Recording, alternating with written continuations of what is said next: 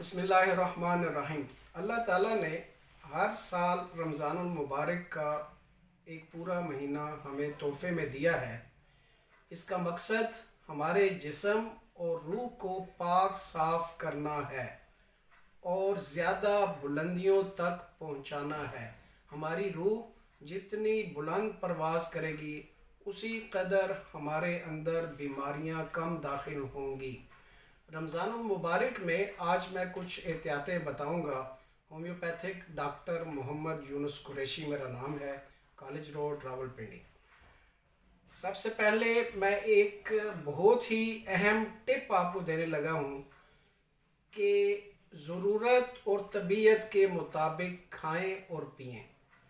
जिस चीज़ की तबीयत हो उस चीज़ को आप उतनी मिकदार में ले सकते हैं जितनी आपकी तबीयत हो।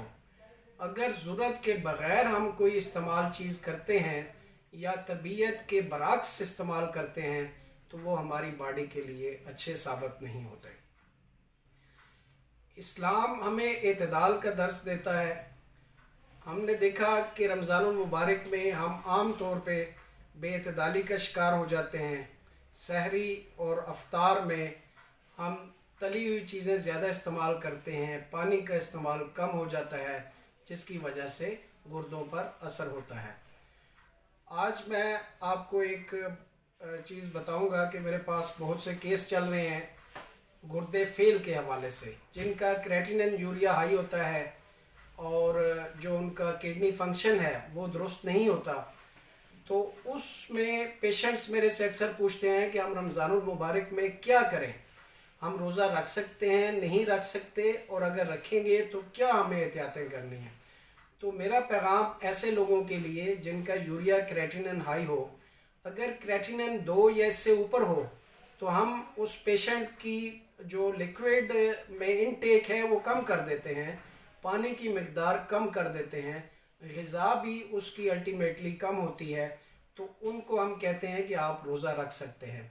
लेकिन रोज़े के दौरान एक चीज़ वो जहन में रखें कि ज़्यादा मशक्क़त वाला काम वो नहीं करेंगे, कोई ऐसा काम नहीं करेंगे कि जिसकी वजह से उन्हें ज़्यादा पसीना आए और पानी की प्यास बढ़ जाए।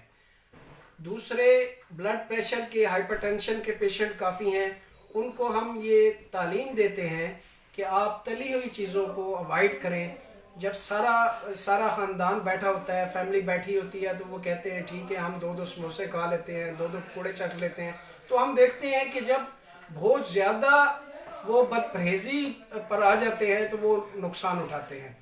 तीसरे नंबर पर शुगर के पेशेंट हैं, वो बहुत बड़ी तादाद में हैं। उनके लिए मैसेज ये है कि अपने मुआलिज से ज़रूर पूछें कि वो इस कंडीशन में रोज़ा रख सकते हैं या नहीं रख सकते।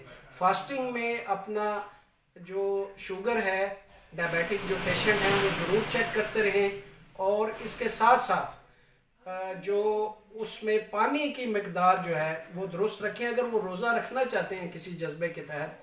बहरहाल अगर लो शुगर भी है उसके लिए भी आप ज़रा एहतियात करें। रोज़ा अगर आप छोड़ना चाहते हैं तो छोड़ सकते हैं मुआलिज की मर्ज़ी के साथ। प्रेग्नेंट वीमन के हवाले से मैं बताऊं कि उनको पानी की ज़रूरत होती है, खुराक की थोड़े देर बाद ज़रूरत होती है। तो अगर लेडी डॉक्टर मुनासिब समझे तो वो बता सकती है कि वो रोज़ा रखें या ना रखें, और अगर वो छोड़ना चाहते हैं तो बाद में वो रोज़े पूरे कर सकते हैं। तो ये कुछ एहतियातें थी। इसके अलावा इन जनरल मैं बात करूँगा कि हम अगर रमज़ानुल मुबारक का मकसद हासिल करना चाहते हैं तो हम रफ़ किस्म की बदपरहेज़ी छोड़नी हमें पड़ेगी, और यही इसका मेरा मैसेज है। और ये हमें रमज़ानुल मुबारक यही कुछ तालीम देता है कि हम गरीब लोगों का एहसास करें जिनके पास खाने पीने के लिए कम चीज़ें होती हैं, कुछ नहीं होता।